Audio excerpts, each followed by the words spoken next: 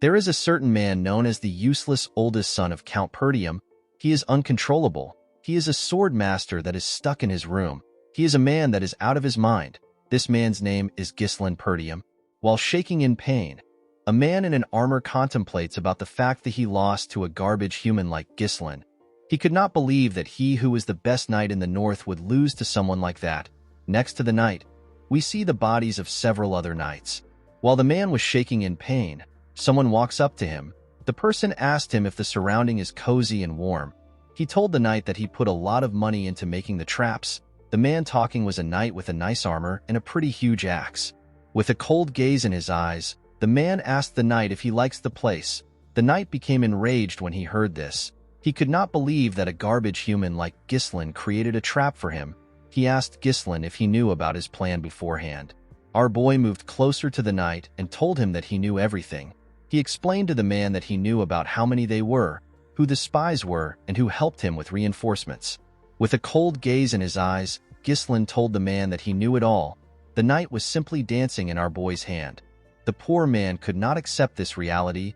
He told Ghislain that he has always been a hidden ace card. The knight raised his voice and asked our boy to tell him how a useless bastard like him was able to know what was happening. Before he could finish talking, Ghislain used his leg to hit the man's face. He asked him to shut up. Our boy took off his helmet and told the man that he can continue trying to invade them. He informed the man that he is going to win the war and the next one after that. Our boy asked the knight if he knows the reason why he will win. With a smile on his face, Ghislain revealed to the man that he has all the plans. The scene shifts and we are taken back a year earlier. We are taken to a soldier's camp which is in the Luthania kingdom near Perdium estate. We see Ghislain wake up in one of the tents. Our boy was shocked to see that he is alive. He quickly placed his hand on his neck to confirm this. Ghislain was certain that he was in a different place a while ago. He remembered what happened earlier. A knight knocked his sword out of his hand. Our boy spat out some blood when the knight attacked him. When our boy fell to his knees, the knight with red hair and a golden armor said that it is now over for Ghislain, who is the mercenary king and one of the continent's 7 strongest men. With a smile on his face, the knight said that the war is over. This man is also among the continent's 7 strongest men. He is known as the noble knight Aiden. Aiden pointed his sword at Ghislain and asked him if he has any last words.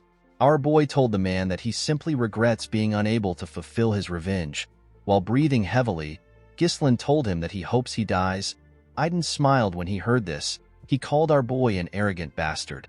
He informed Ghislain that he never expected him to have been the oldest son of the fallen Perdium household. He reminded our boy that he left his family after his sister died. Ghislain was surprised to hear this. He asked Aiden to tell him how he knows this when he comes from a different kingdom. The noble knight asked our boy to not be surprised. He revealed to him that he knows a lot about him because he once worked his ass off to track him down. With an evil smile on his face, Aiden revealed to Ghislain that they were the ones who worked with the Delphine household to bring down his family. Our boy was shocked to hear that there were other people involved in the fall of his household other than Duke Delphine's household. Aiden moved his sword closer to Ghislain's neck. He told him that he does not need to know more since he is going to die anyway. He asked our boy to accept his fate. Ghislain was annoyed to hear this. He told the man that he will never forgive him. Aiden did not care about this. He beheaded Ghislain with a single strike. The scene shifts and we are taken back to the present. Ghislain moved closer to a barrel containing water. He wanted to see if his head was still on his neck. Our boy could not comprehend what was happening. He wondered if he was hallucinating. He noticed that he was much younger. Ghislain looked around. He wondered if he was taken captive and used as a lab rat by some mages. Our boy promised himself that he would make the arrogant bastards regret keeping him alive. While looking around, our boy saw a sword lying next to a barrel. While he was thinking, he hears someone call him young master. The person stepped into his tent and asked him to come out. He told him that he knows he is awake. This man is a soldier that belongs to the Perdium household. His name is Ricardo. Before the soldier could take another step, Ghislain appeared behind him and put a sword to his neck. The man was shocked to see this. With a serious tone in his voice, our boy informed the man that he will let him leave if he answers his questions correctly. Ricardo referred to Ghislain as young master and told him that he is crossing the line. Our boy was surprised to see how casually the man spoke. He did not expect the man to have such a weird reaction when he is being threatened. Ghislain asked the soldier to tell him what he is talking about. Ricardo pushed Ghislain back and revealed to him that he tired himself out from his tantrum earlier and fell asleep. Our boy was surprised to hear this. While touching his neck, Ricardo asked his master if he forgot everything after sleeping. He reminded Ghislain that he was throwing tantrum about how he wanted to command the group to raid the orcs. Ghislain could not comprehend what the man was saying. He asked the man to stop spouting nonsense. Ricardo picked up a bag and asked our boy to pack his stuff. He explained to him that people are waiting. With a nervous look on his face, Ghislain asked the soldier to tell him where they are going. Ricardo walked past our boy and told him that they are going to the Perdium estate. Ghislain was shocked to hear this. He quickly turned around and grabbed the man. He asked him to repeat what he said. Ghislain asked Ricardo if he is talking about the fallen Perdium estate. The scene shifts and we see our boy outside. While standing at the top of a cliff, Ghislain looked at his estate from afar. Our boy was certain that this was the Perdium estate. He did not understand why it was looking fine. He remembered that it was reduced to ashes the last time he saw it. Ricardo moved close to his master and asked him if he had a nightmare. He could not believe that Ghislain would call his household a fallen one. He told our boy that the Count will kick him out if he hears this. Our boy still wasn't convinced that everything was real. He believed that he was dreaming, pinched his cheek to confirm if he was dreaming. Seeing that he could feel pain, Ghislain realized that everything was real. Due to the fact that he had a younger face and his estate was in its original form, our boy was able to deduce that he had returned back to the past. Our boy's younger self resented his household. The immaturity born from feeling inferior led to trouble. As time passed, more people in the household avoided him. Ghislain was unable to withstand the criticism, so he ran away from home. Several years after that, our boy became a mercenary. He survived countless battles and managed to build up his skills. He eventually made a name for himself. After achieving so much, Ghislain returned to his county in order to make up for his past mistakes. Unfortunately for him, his household had already been crushed to dust by the time he returned. While looking at his family flag, Ghislain realized that everything is still here. All the people he holds dear are still here. Our boy laughed like a madman. He could not believe what had happened to him. He wanted to sing a song in joy. However, it was too early to rejoice. Ghislain remembered that Ricardo said that they came here to raid the orcs. Our boy could never forget what happened in the orc raid in his past life. This is the day that most people in the raid squad will die. In his past life, Ghislain followed the group to the raid and other to make a name for himself. At that time, the reports had said that there were only 3 orcs. Our boy believed that the fight would be easy enough for someone like him who had no experience in commanding a squad.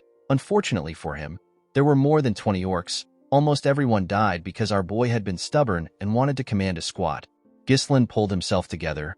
He assured himself that he could take care of the monsters since they didn't really have a strategy. The only problem our boy had was that he did not know if the soldiers would trust him because they all see him as some useless bastard. While he was thinking, Ghislain hears a loud sound.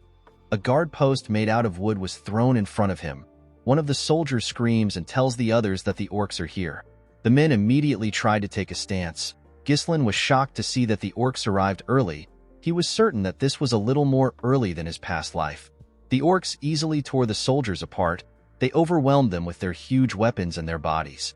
A man ordered the soldiers to get into formation. The man in a blue armor asked the soldiers not to panic. He ordered them to get into a defensive formation. This man is the commander of the raid squad. His name is Skovin. Before the man could get close to an orc, it swung its sword at him. Skovin managed to block the attack with his sword. The commander realized that his squad let their guard down. He could not believe that they were ambushed when they were not prepared. He was quite shocked to see that there were more orcs than reported. While he was thinking, someone calls out to him. The person asked him to look behind him. An orc was about to crush Skovin with its weapon. Before the orc could attack the commander, someone ran to him. The person grabbed the commander's shoulder and pushed him back. The person turns out to be Ghislain. Skovin was shocked to see his young master in front of him. Before the monster's axe could touch our boy, Ghislain stabbed it in its hand and used his sword to cut off its fingers. Immediately he did this. He cut the monster's thigh. Skovin and the rest of the soldiers were shocked to see this. The orc screamed out in pain and fell to the ground. Ghislain was annoyed to see the kind of cut he made. He realized that he could not yet use mana. He wished that he had returned to the past earlier. Ghislain turned to Skovin and asked him to give him something. The commander did not understand what the young master was talking about. With a confident look on his face, Ghislain asked Skovin to give him the commander's rights. Skovin could not believe that Ghislain actually asked for the right to command. The commander knew that Ghislain was an idiot, but he never expected him to ask for the right to command when their soldiers' lives are on the line. Skovin stood up and told our boy that he cannot give it to him. Ghislain was surprised to hear this. The man walked forward and asked our boy if he believes that the battlefield is a game. He explained to our boy that he cannot give up the authority that the Lord gave him easily. Our boy was annoyed to hear this, however. He completely understood the man. He knew that he would have also behaved the same way if an idiot walked up to him and asked him for the right to command. While he was thinking, an orc rushed to attack him. Skovin asked his young master to step back. He told him that he is too inexperienced to lead the squad. Immediately he heard this, Ghislain took a stance. He realized that he had no choice. To our surprise, our boy threw his sword. Skovin managed to dodge the sword before it could touch him. He turned around and grabbed Ghislain. He asked him to tell him why he attacked him. The moment he said this, the commander heard something. He quickly turned around. He saw Ghislain's sword in the middle of the monster's head. The orc could not even scream out. It simply fell to the ground. Skovin was shocked to see this. He wondered about how his young master was able to hit the orc's weak spot. Our boy called out to Skovin and asked him to tell him the important thing on the battlefield. He told the commander that there is no hope in winning a battle when the troops are filled with fear. Immediately he said this. We see the soldiers trembling when some orcs scream. With a smile on his face, Ghislain told the man that they need to gain momentum. The moment he said this, our boy ran forward. He took out his sword from the orc's head. He jumped directly into the middle of the monsters. Our boy landed on one of the monsters and stabbed it on its head. The soldiers were shocked to see this. While standing on top the orc's head, Ghislain screamed at the top of his voice. He asked the other monsters to come at him. He told them that he will kill all of them. The orcs quickly turned their attention to Ghislain. Our boy cut the first two orcs in their stomach and he cut off the hand of the third orc.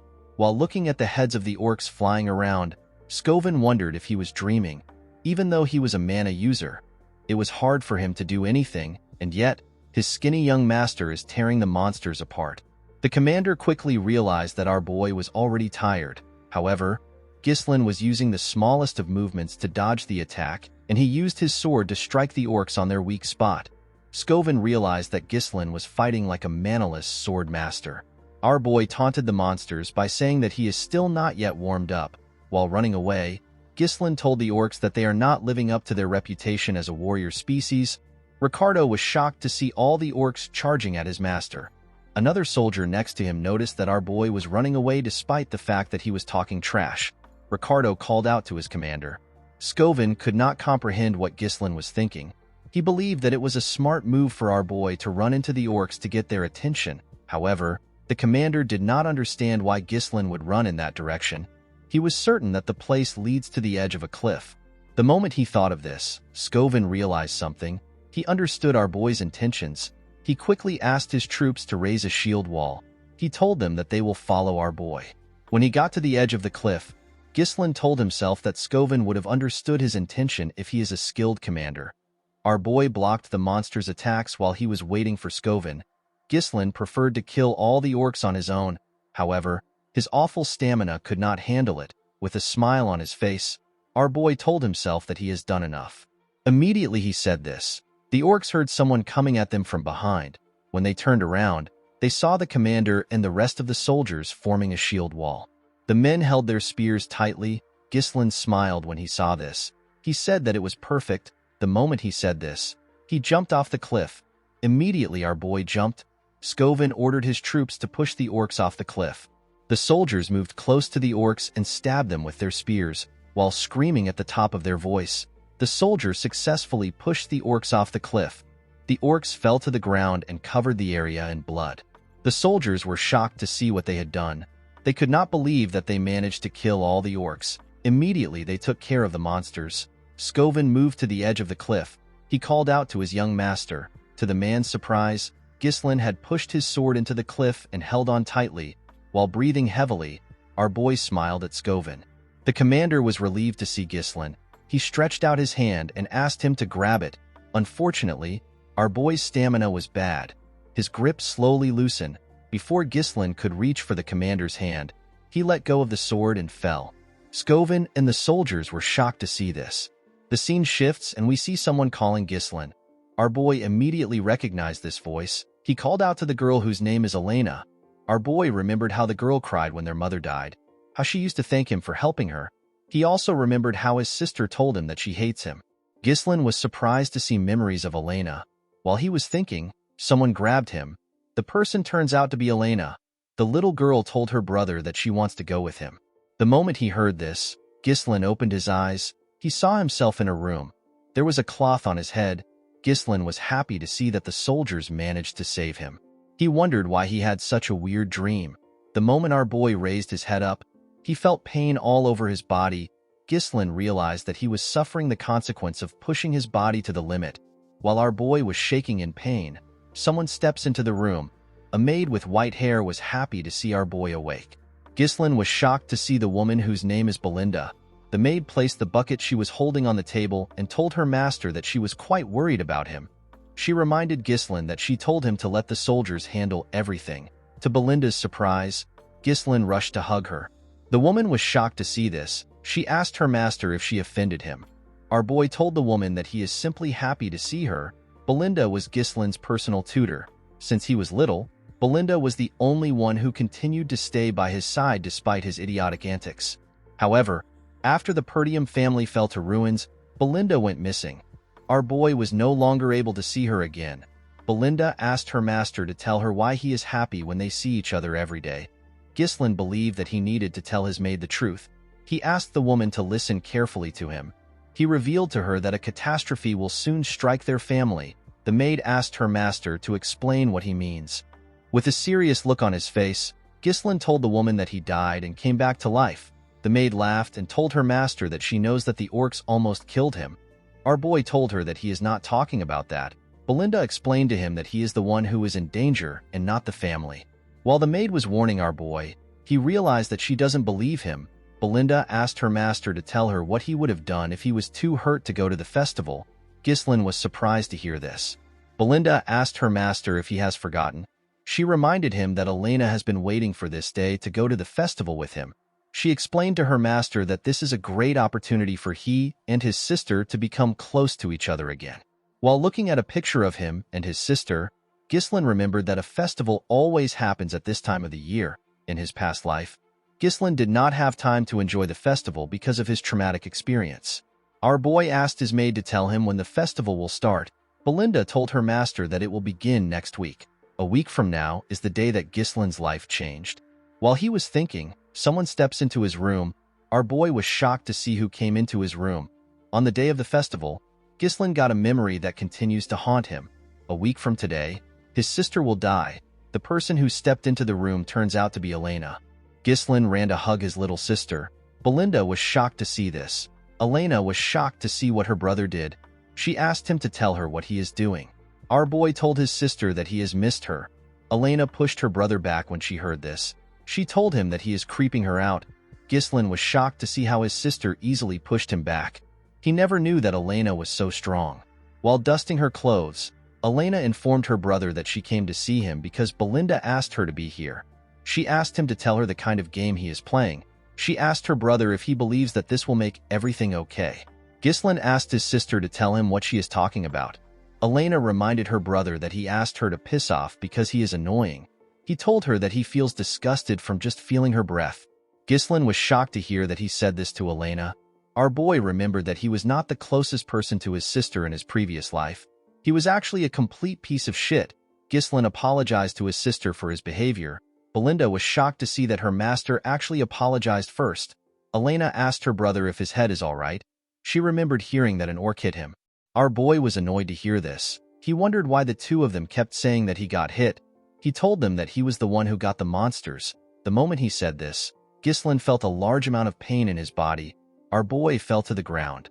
With a cocky smile on her face, Elena told her brother that he came back unconscious after getting the orcs. The maid and Elena laughed when they saw the way Ghislain was trembling. Our boy was surprised to see the two of them laughing. He was happy to see that everyone acts exactly how he remembers them. Ghislain wondered why his past self wasted so much time on useless things. In the festival that happens next week, Ghislaine rejected Elena's offer to go together. He told her that the things that happened in the raid made him upset. This was the last time our boy saw his sister.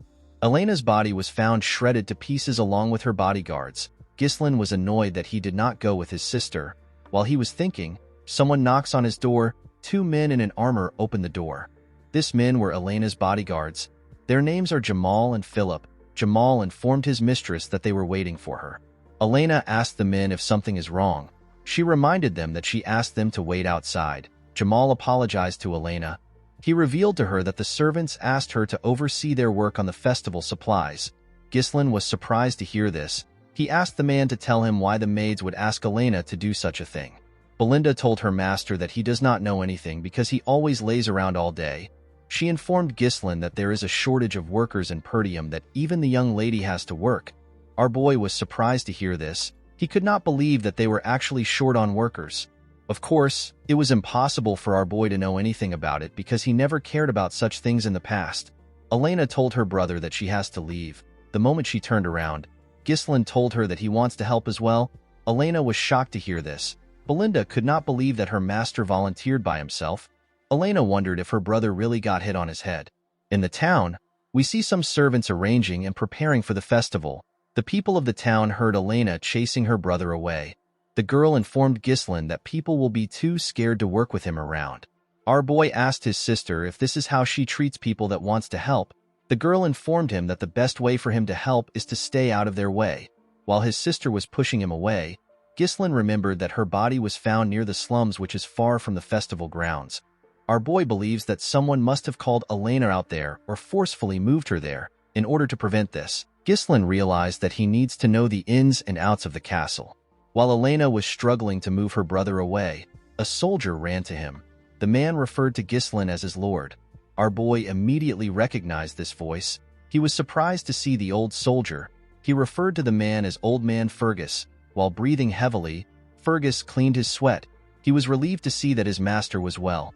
The man grabbed our boy and referred to himself as a lowly servant. He told him that he ran to him immediately he heard the news about the orcs. Our boy told the man that everyone can stop talking about it now. Elena moved close to the man and commended him on his great timing. With a smile on her face, the girl explained to the man that her brother has been acting weird since he woke up. She begged Fergus to take Ghislaine to his room. The old man easily accepted Elena's request. Ghislaine was annoyed to see how his hooligan image was getting in his way. Our boy realized that he had to give up. He decided to find out more about the castle the following week. Ghislaine told the old man that there is an abandoned training field in the castle. He asked him to take him there. Fergus was surprised to hear this. He asked his master to tell him why he wants to go there. With a serious look on his face, Ghislaine informed the old man that he wants to train. Fergus was shocked to hear this. The scene shifts and we see our boy and the old man arrive at the training ground. Ghislaine was shocked to see the place. It was in a much better condition than he expected. Even the weapons were good. The place was a perfect location for our boy to train. Ghislaine never saw anything like this when he was a mercenary. Fergus revealed to our boy that they kept it maintained in case he wished to use the facility. The old man told Ghislaine that he always believed that what he was going through was just a phase. Our boy realized that the man also did this in his past life. Ghislaine tapped the man's armor and told him that he wants to live a long life. He revealed to Fergus that dying feels horrible. The old man was surprised to hear this. He asked his young master to tell him why he is speaking as if he has already experienced life and death. With a confident smile on his face, Ghislaine commended the old man for being sharp. He explained to Fergus that he died and got resurrected. Fergus told our boy that he is not interested in jokes. Ghislaine asked the old man to step out. He told him that he wants to start training. Fergus bowed his head and informed his master that he will be outside. Our boy understood that he has always treated everyone around him like they are his enemies. He realized that he was too short-sighted. In the past, it was revealed that the person behind Elena's death was a neighboring territory. Thanks to this, Perdium got caught up in a war. This led to its downfall. Elena's death was essentially the starting point of the household's downfall. Ghislaine decided to set things straight in this life. In order to achieve his goal, our boy knew that he had to get a better physique. Unfortunately, our boy did not have a lot of time. Ghislaine was still certain that he will be able to learn mana control. He sat in a lotus position and began to meditate. Mana is a supernatural resource that allows humans to break through their limit. Most people say that noticing and taking in mana is the hardest part. However, our boy was able to do this easily, even on the chaotic battlefield. He connects the mana particles floating in the air and bundles it up as if he is spinning a spool. For someone like him who had experienced thousands of battles, it was quite easy to create a mana core. However, this was not enough. Ghislain did not join the 7 strongest men in the land with just this technique alone. With the method from the half-burned book of magic that he picked up and the natural mana core of humans, our boy is able to create a second and even a third core. He creates a connected mesh of multiple cores in order to create an explosive force. Ghislain screamed out in pain as the mana traveled through his body. Our boy spat out some blood from his nose and even his mouth. He was surprised to see that he was only able to create 3 cores in his past life. He actually managed to get 5 cores. This method allows one to create an explosive force in a short time, but it also requires an extremely large amount of mana in return. This was the primary reason Ghislain lost to Aiden in his past life. The noble knight brought a whole knight order to fight against him when he had ran out of mana. Our boy was certain that he would have won if it was a fair fight. Ghislain knew that this technique was an unstable one. However, he did not mind. Our boy knew that he had a youthful body and a lot of time. He assured himself that he will be the one to behead Aiden this time. With a look of anger on his face, Ghislain promised to destroy the bastards that helped House Delphine to destroy their county. The scene shifts and we are taken to the day of the festival. We see Ghislain gear up and walk into the festival grounds. Elena was shocked to see her brother. She asked him if something is wrong. She reminded him that he never used to come to things like this. Ghislain explained to his sister that he needs to come to these things once in a while, since he is also a member of the Perdium household. Elena told her brother that he has been acting weird recently. She revealed to him that she heard that he has been training for the entire week. With a nervous look on his face, Ghislain explained to his sister that there is nothing weird for the heir of a knight family to be training. Elena reminded her brother that he never cared about these things before. She reminded him that he said that their father is annoying and he cannot wait to be lord. Our boy was shocked to hear what he said. With a bright smile on her face, Elena informed her brother that she likes the way things are now. She told him that it feels as if he has returned to his old self. Ghislain realized something in the past week. Due to the fact that his actions have changed, his reception and his future are also slowly changing. While thinking, our boy saw Belinda instructing Elena's bodyguards. She asked them to figure out a solution by themselves if Ghislain causes any trouble. She explained to them that they cannot afford to have any problems, especially when there are a lot of visitors around. The 2 men told the woman that she can trust them. Although the general flow of things were the same, it was difficult for Ghislain to gauge the impact of his actions on small events. Making good use of the information he has was our boy's work. Ghislain knew that he needed to respond to each situation effectively. Our boy followed his sister around during the festival. He carefully watched his surroundings to see if anyone is acting suspicious. After moving around for a while, Elena sat down. She told her brother that she enjoyed the festival a little. She explained to him that it is a little boring to have the same thing every year. She wondered if there was nothing new this year. Ghislain found it odd that nothing had happened to his sister even though the festival is almost over. He wondered if this happened because he is with his sister. While he was thinking, someone asks Elena if she wants to check out other areas. The person turns out to be a soldier. The soldier explained to the girl that his friend told him that there are new events elsewhere. He asked the girl if she will come with him. Elena was surprised to hear this. She grabbed the soldier's hand and told him that the events have to be fun. Upon seeing this, our boy realized that the 2 soldiers in front of him are the traitors. Ghislain could not believe that Jamal and Philip were the traitors of their household. Elena's bodyguards were the most trusted knights in the feud. This is because they have protected Elena since she was a little girl. It was known that they were murdered while protecting her in the past. With a smile on his face, Jamal welcomed his mistress to the event. To the girl's surprise, there was no one there. Elena did not understand what was happening. She asked Jamal if there is really going to be an event in such a dirty place. With a nervous look on his face, Jamal told her that the people must have not yet prepared. He told her that people will soon arrive. Elena believed her bodyguard was joking with her. She asked him if he would perform in such a dirty place. While she was talking, our boy looked around. Although the place looked like a simple deserted street, Ghislain could tell that the men have carefully blocked the escape route. He realized that they must have made their preparations in advance. While he was thinking, his sister pulled him. She asked him to leave with her. Jamal asked his mistress to stay in order to see the show. Elena told the man that she is not going to watch a show in a place like this. Ghislain asked his sister if she works out. He told her that she is quite strong. Before the girl could reply, Philip appeared in front of her. With a scary look on his face, the man asked Elena to wait for a little while. The girl became nervous when she saw the look on his face. She told her two guards that they are acting strange. She asked them if something is wrong. Jamal apologized to her for scaring her. With a creepy look on his face, the man informed his mistress that a reasonable request came in. Elena was surprised to hear about a request. The moment Jamal said this, 3 men walked into the area. 2 of the men were wearing black clothes. The other man, who appears to be their leader, was wearing a blue coat with a blue hat. This man's name is Frank. Frank commended the men on their smooth work. Jamal walked up to the man. He told him that they brought their mistress just like they promised. He told Frank that their deal ends here.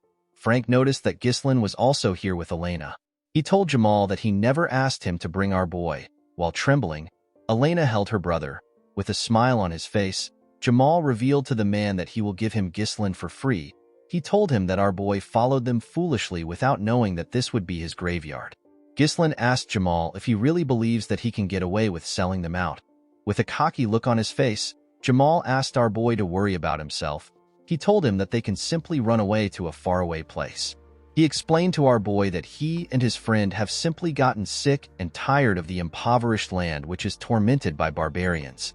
He told Ghislain that there are plenty of others leaving the county. The moment he said this, Ghislain moved close to him and attacked him. Our boy easily cut through his armor in one slash. Everyone was shocked to see this. Jamal's body tore apart. Our boy told the man that the people that left never tried to sell them out. Immediately he said this, he turned to Philip and asked him if he is wrong. The knight quickly grabbed Elena. He called Jamal an idiot. He could not believe that a knight would lose to an amateur. Before the idiot could unsheath his sword, Ghislain threw his sword directly at his forehead. The man could not comprehend what just happened. He fell to the ground and died. Elena quickly ran to her brother. One of the men in black asked his boss if they are really looking at Ghislain. The other man told Frank that our boy has never had any real combat experience or fundamental training. Frank told the men that they are definitely looking at Ghislain. Although they were caught off guard, Frank could not believe that our boy killed 2 knights instantly with attacks that used mana. While shaking, Elena asked her brother to explain what is happening. Immediately she asked her question. Our boy hit her neck and knocked her out. He carefully placed her on the ground and asked her to have a little rest. The moment he did this, Frank thanked him for making their work easy. He told Ghislain that he is much different from what he heard. He revealed to him that they were planning to take care of Jamal and Philip.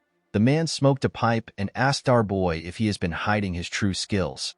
Ghislain took out his sword from Philip's head and asked Frank to tell him why he cares about his skills. Our boy took a careful look at the men. The men in black were nothing for him.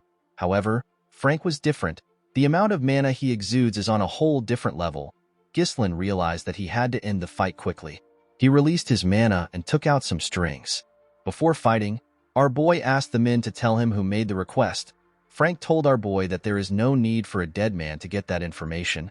Ghislain already knew that the men wouldn't answer him easily. He took a stance and told the men that they will soon spill out the truth anyway. One of Frank's subordinates asked him if they should sever Ghislain's head. The man told his subordinate that he wants them to capture our boy alive and break all his bones so that he can't help but go mad. With a creepy smile on his face, Frank said that Ghislain has to be screaming in pain for the shape to come out beautifully. The moment they heard this, the 2 men rushed to attack our boy. Ghislain took out something from his pocket and threw it at one of the men. The man was surprised to see a firecracker. The moment he lost focus, Ghislain moved close to him and stabbed him in the head. The other man calls this a shallow trick. He quickly attacked our boy. Ghislain moved his sword behind him and used it to block the attack. While holding on, our boy put his hand around the sword. He used his sword to hit the man's hand. Before the man could react, Ghislain beheaded him. The moment he did this, Frank attacked him. Our boy blocked the attack with the other sword. Frank was shocked to see this. He could not believe that Ghislain managed to block his attack in his position. He was certain that it was a perfect sneak attack.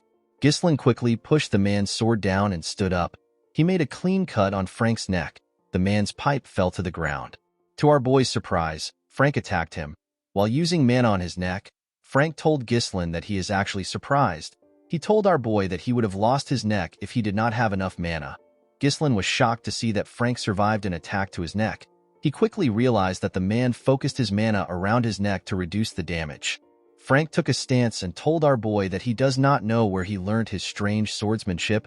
With a creepy smile on his face, the man promised Ghislain that he will die here. Frank pushed our boy back and told him that he cannot defeat him with his feeble mana.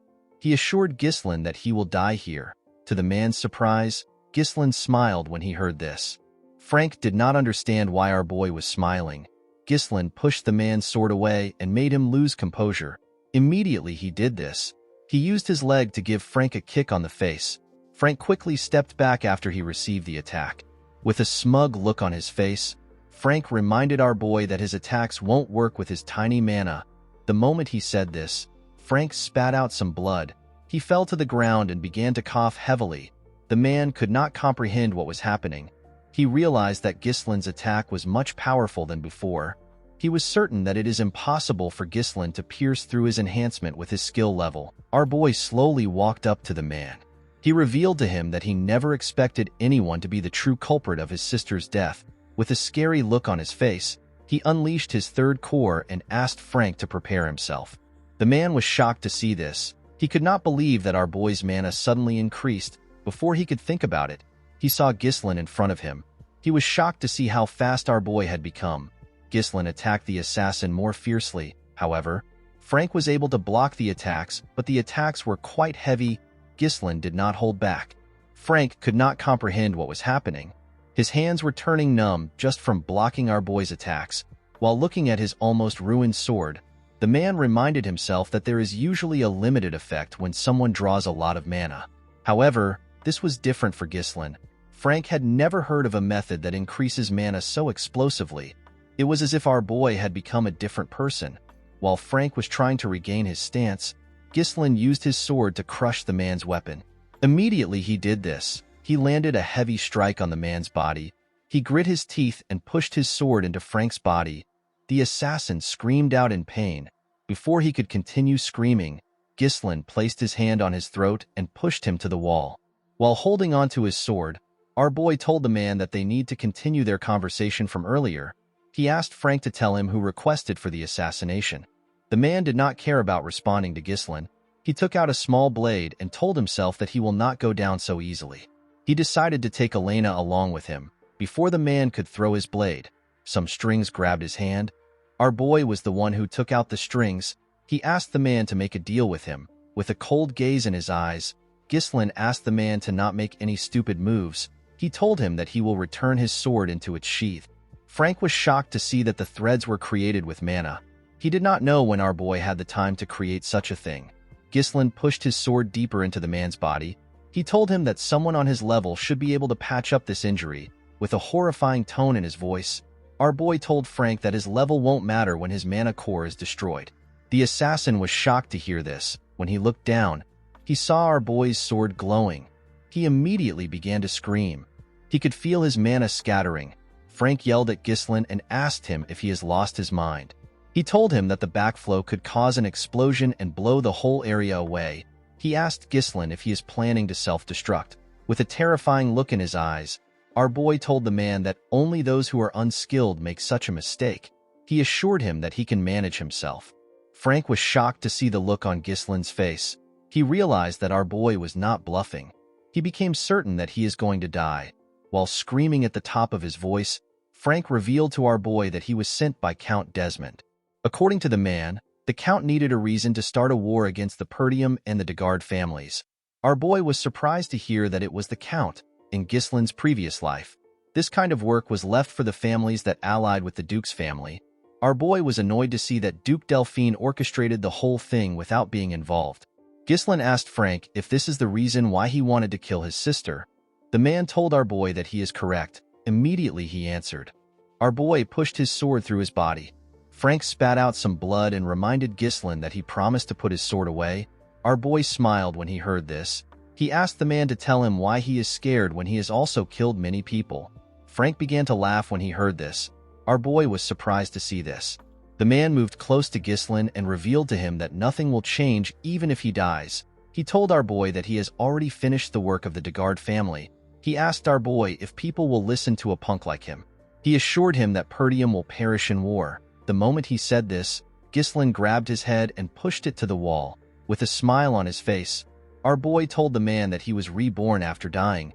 He assured him that things will be different this time around. Immediately he said this, his sword began to shine brighter. Frank raised his head up and screamed out. The man shot out his energy through his mouth. It blew up when it got to the sky. It looked like a firework. The moment he did this, he fell to the ground and died.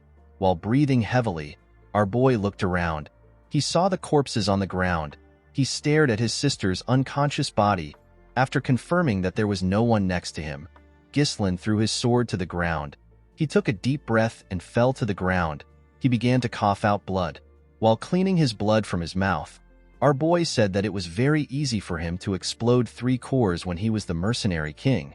He pushed himself up and told himself that he will not fall here. Our boy rushed to a building and kicked the door open. He found 2 bodies inside the building. In Ghislain's previous life, there was another body that was found in this place besides Elena. Due to what Frank said earlier, our boy realized that the body in front of him belonged son of the Degard family. The boy was killed along with his escort knight. The 2 men were silenced and framed as Elena's killers. Our boy moved their bodies. He was certain that a war would take place if these bodies are revealed. Ghislain took out a firecracker. He decided to erase the evidence. After setting the building on fire, our boy carried his sister and slowly walked away. He assured himself that he will never let things go as planned for his enemies. As Ghislain walked forward, we see someone watching him from a tree. The person disappeared after staring at our boy for a while. The scene shifts, and we see the man reporting to his superiors who sat on a round table.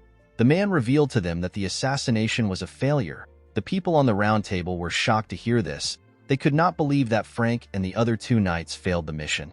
They asked the man if they let their guard down because they believed that the work would be easy. With a nervous look on his face, the man told them that they failed because of Ghislain. The men were shocked to hear this. They could not believe that the useless bastard of the north actually did something. One of the men on the table reminded the spy that Ghislain is actually a useless piece of shit. He asked the man to stop using our boy as an excuse. The spy revealed to the man that Ghislain is completely different from the information and rumors they have about him, while remembering how our boy dealt with their men. The spy told his superiors that Ghislain was basically a completely different person. The man revealed to his superiors that they have already taken care of the Degard family. He assured them that it will not be difficult to start a territorial war. He begged them to give him another chance. The men asked the spy to shut up. They could not believe that he was not able to get enough information on one kid. They asked the spy if he knows that he has pushed their plans back. They could not believe that the man was asking for another chance when he failed his first mission. The members of the group ordered for the spy to be eliminated. The moment they said this, someone sitting on a throne told them that they are noisy.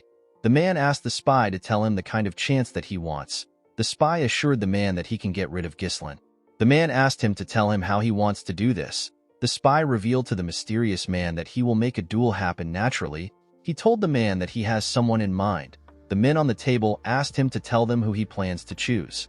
The man revealed to them that he plans to choose Cain Loges. This person is famous for his strength-based swordsmanship. Despite his young age, he is the epitome of strength. The spy assured his masters that there is no one in the north who is a match for Cain's strength.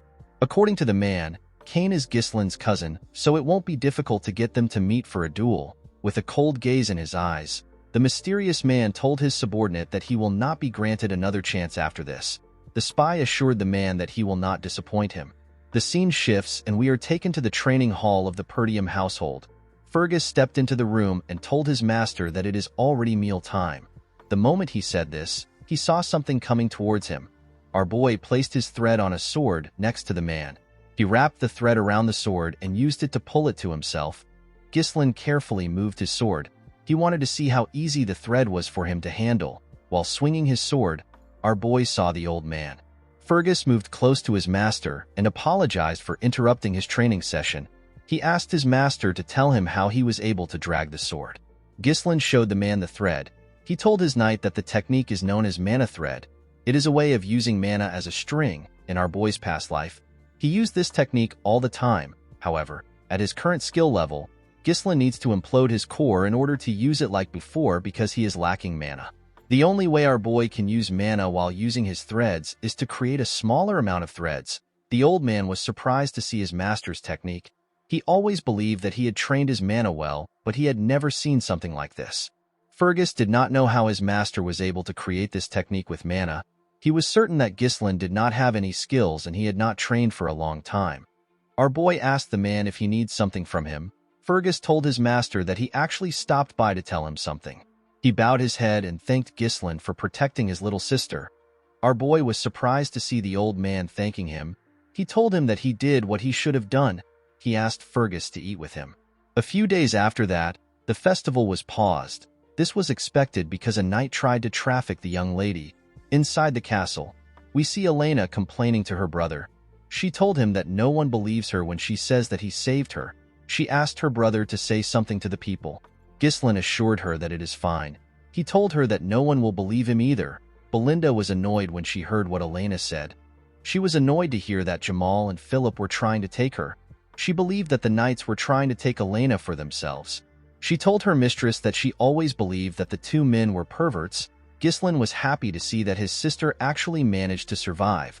Although he was able to prevent the war from happening, our boy knew that their enemies won't give up easily. Ghislain knew that he cannot stop them on his own forever.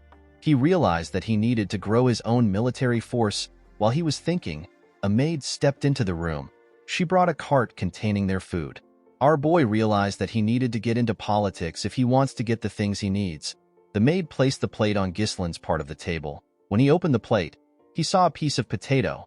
Our boy was shocked to see this. Ghislain turned to Belinda and asked her to tell him when they will have dessert. The maid was surprised to hear this. She asked her master if he does not know how their situation is. The moment she said this, our boy hears someone screaming outside of the castle. He was startled when he heard the person.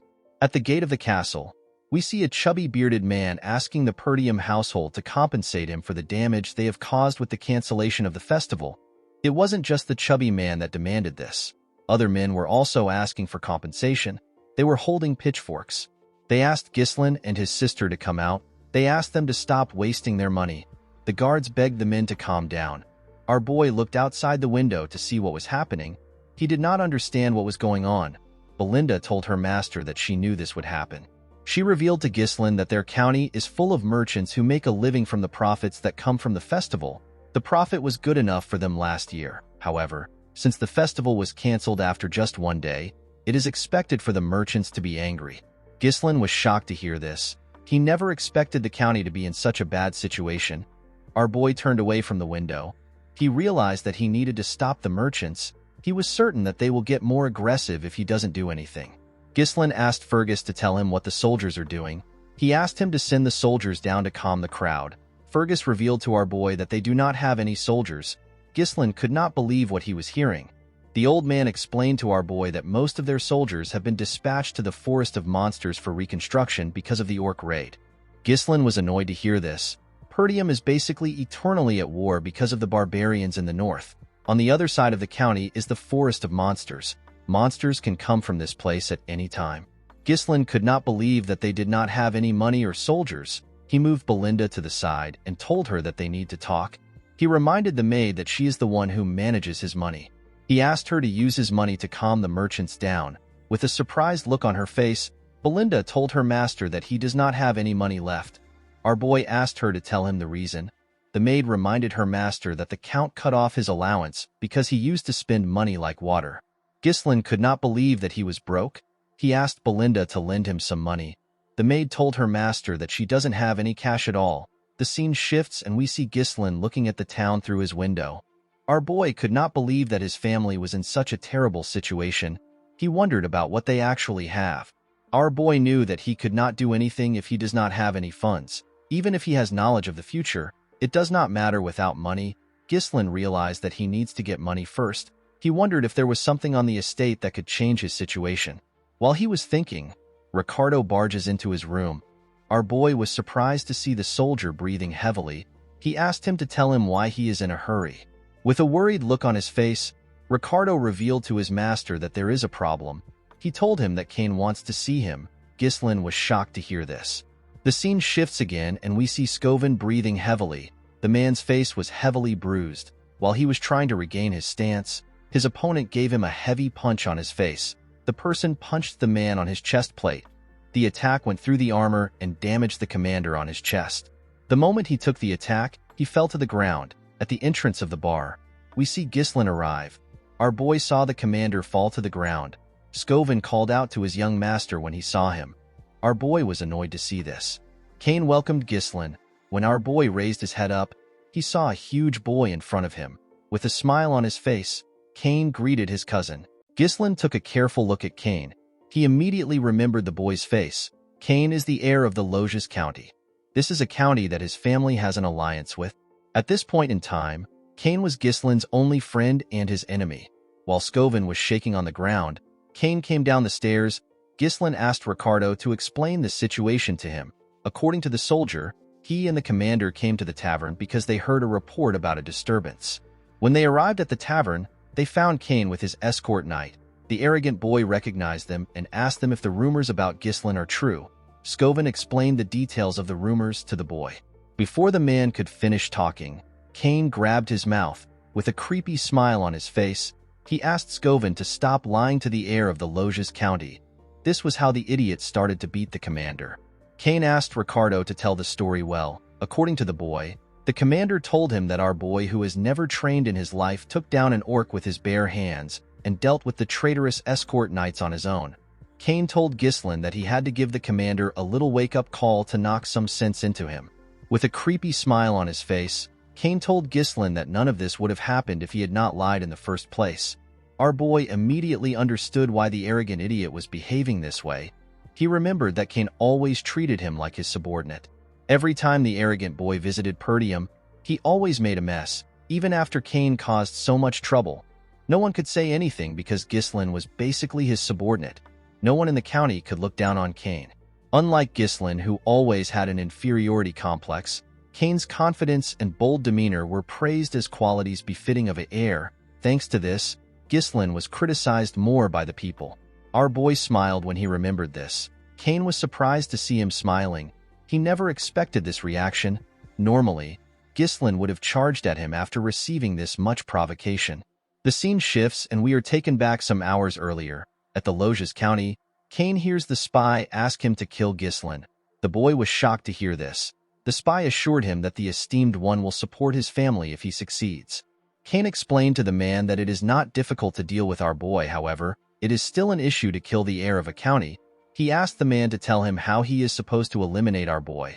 The spy explained to the boy that they can lure Ghislain into a duel and make it appear as if an unfortunate accident happened. It will look like a trivial dispute between heirs. The man revealed to Cain that he will accompany him disguised as an escort knight and orchestrate the situation. He assured the boy that everything will be fine.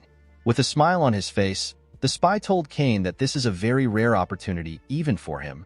Cain could not believe that he has the chance to kill his own cousin. With a smile on his face, the boy told the man that they need to leave immediately. Presently, Cain wondered if the mysterious organization wants to get rid of Ghislain because something about him has changed. The boy smiled when he thought of this. He asked our boy to tell him what he is doing. He sat on the stairs and asked Ghislain to tell him why he is simply standing.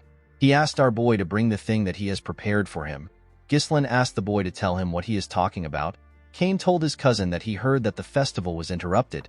He told our boy that they need to liven up the mood and have an amazing time. He reminded Ghislain that they are always in sync when it comes to things like this. With a scary look on his face, he asked our boy if he is wrong. Ghislain was not scared of the boy. In fact, he did not know what he was talking about. After thinking for a minute, our boy understood what his cousin was saying. He asked him if he is talking about something. Ghislain recalled that Cain used to have him prepare alcohol and women every time he came here. Our boy granted his request back then because he did not want his huge cousin to beat him up. Because of Cain, Ghislain had to waste his precious money. Our boy remembered that Belinda told him that his father cut him off because he spends money recklessly. Ghislain smiled when he thought of this. He realized that it was right in front of him the whole time. He could not believe that his source of money was right in front of him. While he was thinking, Cain called out to him. Ghislain quickly snapped back to reality. Cain asked his cousin to bring the things right now. He told him that he is waiting for him. Our boy assured the idiot that he will bring it soon. With a scary look on his face, Ghislain told Cain that he has a debt to repay to him first. The spy was shocked to see the look in our boy's eyes. Cain asked Ghislain to explain what he is talking about. With a smile on his face, Gislin explained to his cousin that he has been taking care of everything he asked him to prepare with his own money. He asked Kane to pay him back now. He told the boy that he will settle for 1,000 gold. Kane was shocked to hear this. He told our boy that everything does not even cost 100 gold. He explained to Gislin that he has been spending his own money to thank him for being his friend. He referred to the money as a friendship fee. Gislin asked his cousin if he is stupid. He told him that he has always been his doormat. With a smile on his face, our boy asked his cousin to pay him back before he beats the shit out of him. He told him that he needs a lot of money right now. Everyone in the tavern was shocked to see how Gislin was speaking. Kane let out a sigh and stood up. He asked our boy if he is acting bold because he has been going easy on him. He asked Gislin if he really believes that he has gotten stronger simply because he spread a false rumor that he won against a knight. Kane called our boy a parasite that is leeching off the land. He explained to him that everyone in the north calls him a scoundrel because all he does is spout empty nonsense. Immediately he said this, he clenched his fist and asked Gislin to get himself together. Immediately he said this, he attacked our boy. Gislin easily dodged the attack by moving to the side. Kane was surprised to see this. Ricardo and the spy were also surprised. Kane quickly swung his hand at our boy's head. Gislin dodged the attack and went low. He punched the idiot in his ribs. Kane was shocked to feel the pain of the attack. Gislin stretched out his hand and tried to punch the boy in his head. Kane managed to block the attack with his hand. He smiled when he blocked the attack. Our boy was surprised to see this. Kane fell on his knees and screamed out in pain. The spy quickly rushed to the boy's side. He asked Kane if he is all right. Gislin asked the boy to stop whining. He told him that he knows he blocked the attack. The spy asked Gislin to stand back. He asked him to stay away from Kane. Everyone at the tavern was shocked to see this. They could not believe that our boy actually took down Kane. Gislin smiled when he saw this. He immediately understood Kane's intentions. Kane whispered to the spy if his acting was okay. With a smile on his face, the man told him that his acting was perfect. He told him that he has set the stage perfectly to make it appear that the fault lies with Gislin. He assured Kane that he now has enough justification to duel our boy. The idiot placed his hand into his pocket. He was certain that he had to get the backing of the esteemed one. He decided to leave a lasting impression. Kane took out a blue glove. He could not believe that he was given the opportunity to cut off Perdium, which is a falling power. He raised the glove up and told Gislin that he has tarnished the dignity of nobility with lies. He said that our boy attacked him simply for trying to verify the truth. Before Kane could finish his words, Gislin threw his glove at him. He challenged his cousin to a duel. Kane was shocked to see this. Our boy told the idiot that he insulted an heir like him in front of his people and assaulted his knight. He told him that he has tarnished the dignity of nobility. With a smile on his face, Gislin asked his cousin if he plans to deny the allegations. Kane smiled when he heard this. He always believed that our boy was stupid, but he never expected him to be stupid enough to dig his own grave. He took out his sword and told Gislin that he will accept the duel. He pointed his sword at our boy and asked him to not regret it even if he dies. Our boy smiled when he heard this. He called out to Ricardo. The soldier immediately answered him. Gislin ordered Ricardo to bring all the merchants who were protesting in front of the castle. The soldier was shocked to hear this. With a crazy smile on his face, Gislin asked Ricardo to tell the merchants that he will help them make a lot of money. When the festival was cancelled, the atmosphere that had heated up to its peak suddenly cooled down. Some tourists regretted their decision to visit the county. Gislin was certain that the tourists were in a state of incomplete combustion. This is because they were not able to spend their money or their time. In this situation, if an event were to take place right now, it might soothe them. The scene shifts and we see Gislin and Kane on a stage. The two boys were surrounded by a large amount of people. They seemed excited to witness a duel between our boy and Kane. Most people there were happy to see that Gislin was going to get beaten up. Thanks to the fight, store owners opened their store and began to sell their items to tourists. The chubby merchant who was protesting asked everyone to place their bets. He asked them to bring their money. All the merchants immediately put down their money. They placed their bets on Kane. They were certain that this was a guaranteed win. Kane placed his huge sword on the ground and asked our boy to tell him why he would turn a sacred duel to a marketplace. With a smile on his face, the boy told Gislin that his sword will not stop even if he surrenders. Gislin was not surprised to hear this. He already knew that Kane and his escort knight planned to kill him. Our boy told his cousin that enough people have gathered. He told him that they can begin the match. The moment he said this, the spy asked him to wait. With a smile on his face, The man told Ghislain that a proper bet cannot proceed. Everyone was shocked to hear this. The chubby man revealed to the people that no one bet on Ghislain. People were not shocked to hear this. They believed that only a stupid person will bet on Ghislain. They all believed that the results were too obvious. Cain laughed when he heard this. He told our boy that even his own people don't trust him. The chubby man asked the spy if they should change the content of the bet. He told him that they should bet on how long Ghislain can last against Cain. The moment he said this, someone dropped a bag of gold on the table. The person turns out to be the commander. He was being supported by Ricardo. The man told the merchant that he wants to bet on our boy.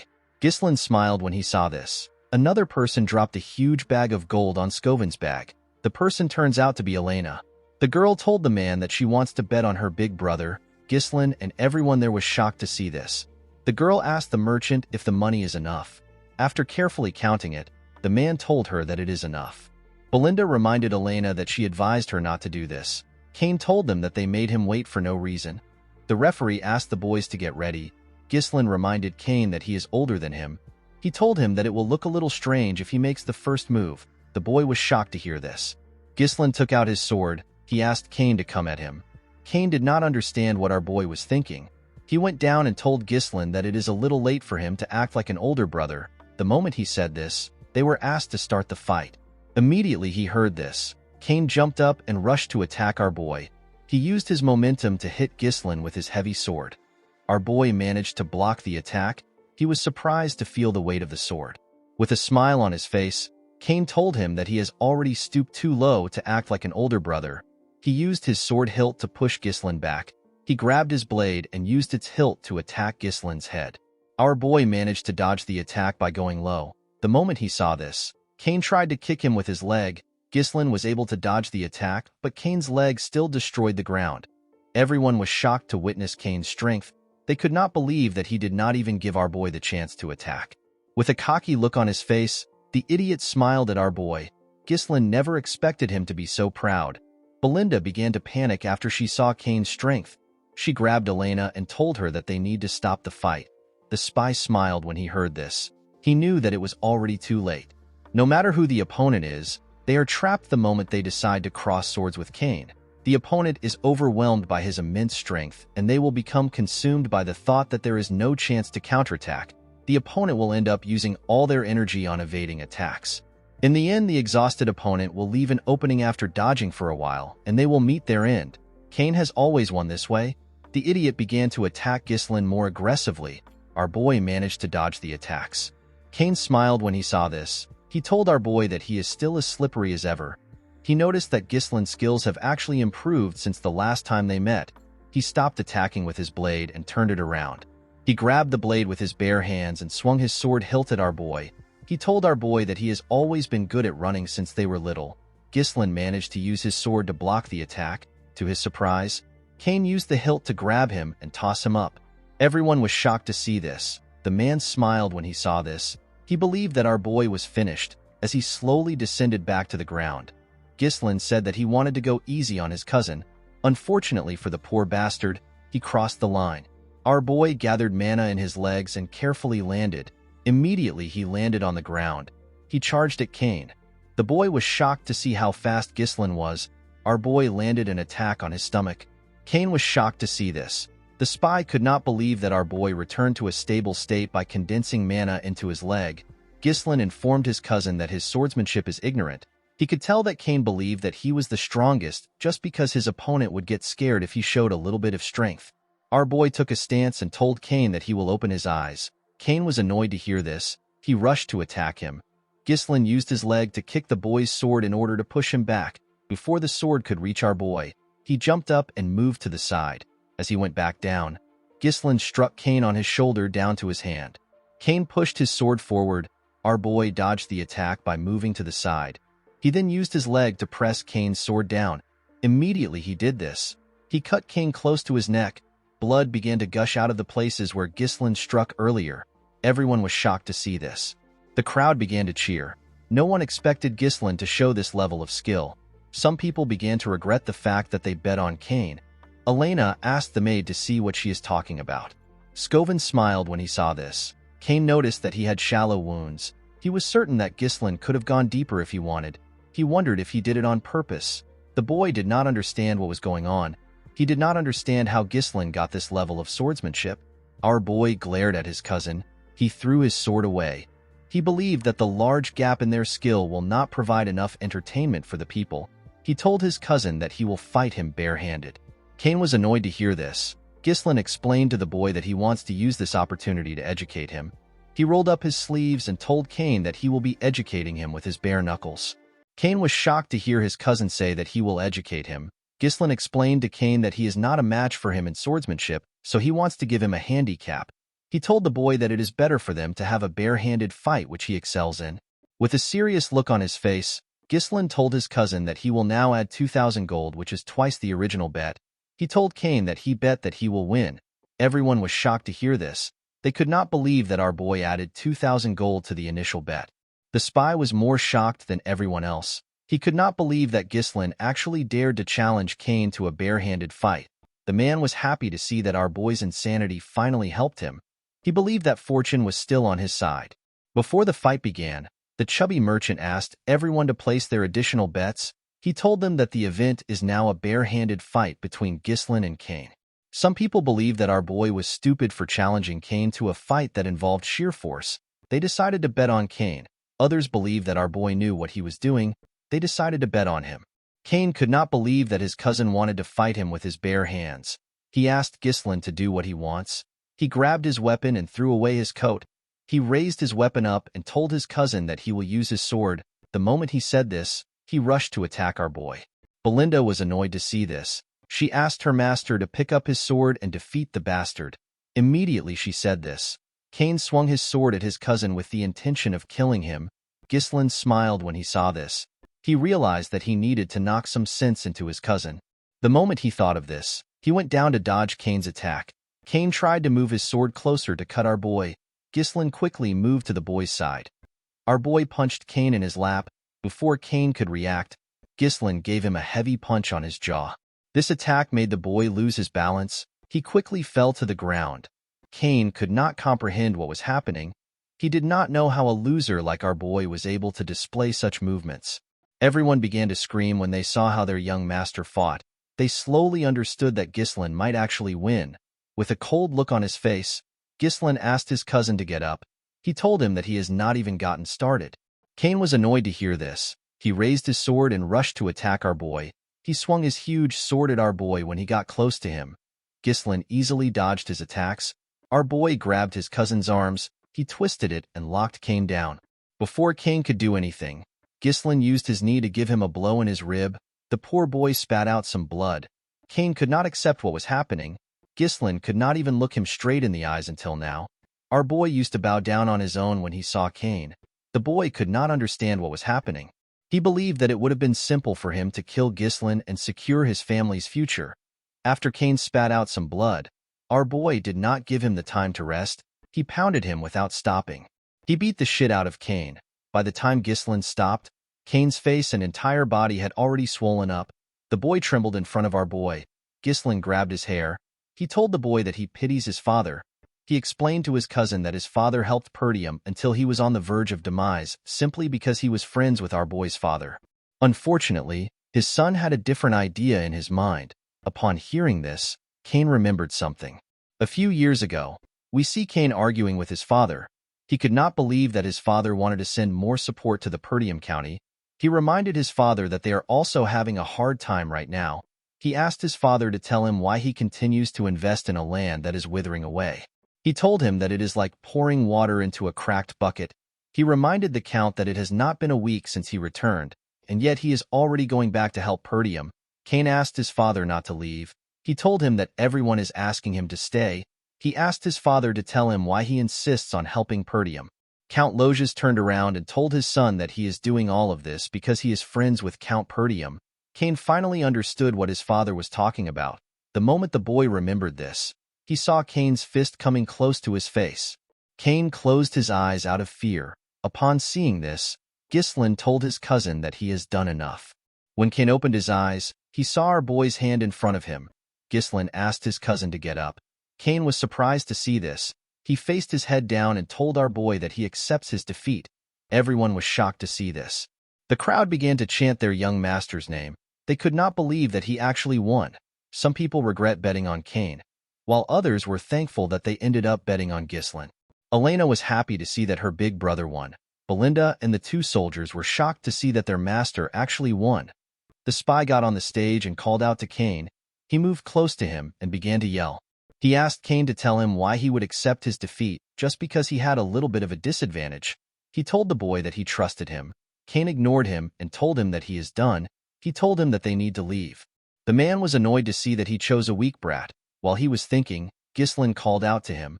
With a smile on his face, our boy told the man that he has to do something. The man was surprised to hear this. He did not know what our boy was talking about. Ghislaine called the attention of his people. He told them that the man is volunteering to pay for all the meats and drinks of everyone in this place. The spy was shocked to hear this. The people were quite happy to hear what their young master said. They told Ghislaine that he is the best. The spy told our boy that he did not agree to this. He asked Ghislaine to withdraw his statement.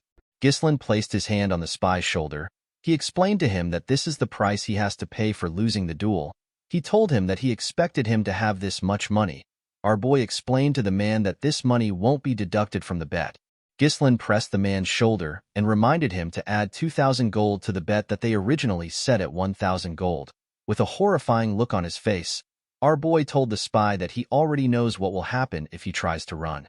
Upon seeing the look on Ghislaine's face, the spy gave up. He knew that he was going to die if he does something stupid. He fell to his knees and accepted our boy's request. The next day, we are taken to Ghislaine's room. Our boy placed a huge box on his table. When he opened his box, Ghislaine saw a large amount of gold coins inside. This was the money our boy made from his bet. Our boy never expected the money to be so much. He was certain that he could hire a small mercenary corps with this money. Ghislaine closed his box. Our boy knew that it takes a lot of time to make more money. He was certain that their enemies won't wait for him. Ghislaine realized that he had to prepare faster in order to start the business that he has in mind. While he was thinking, our boy noticed that Elena and Belinda were next to him.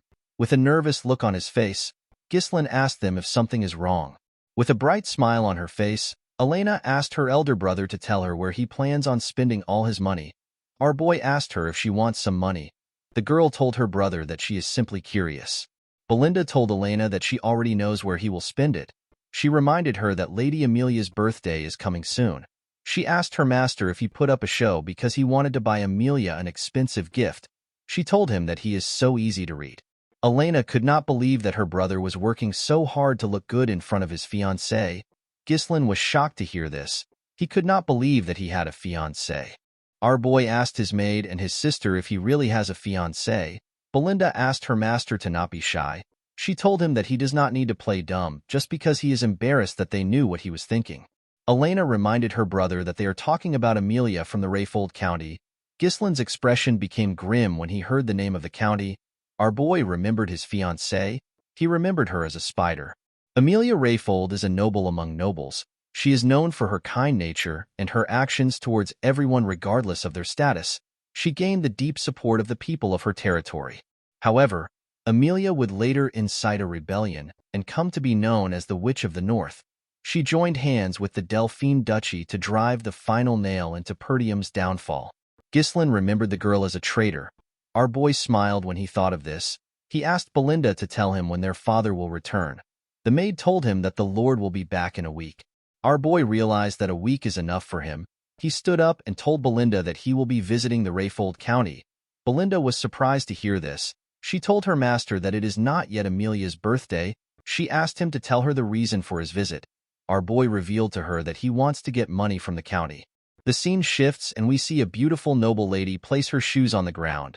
The lady had a tattoo of a spider next to her mouth. She had beautiful red eyes. She asked someone to wear her shoes. The person turns out to be a poor little girl in rags. The little girl could not believe that Lady Amelia was giving her some shoes. Amelia told the little girl that she is the only one who deserves to walk barefooted on the land. She turned to her soldiers and asked them to provide food and shelter to the people around. Immediately they heard this. The men began to bring provisions to the area. The people were shocked to see this. As Amelia and her soldiers walked away, the people thanked her for what she did. The scene shifts and we are taken to Amelia's garden at the Rayfold Manor. We see a man cleaning Amelia's feet. The man commended Amelia on what she did today.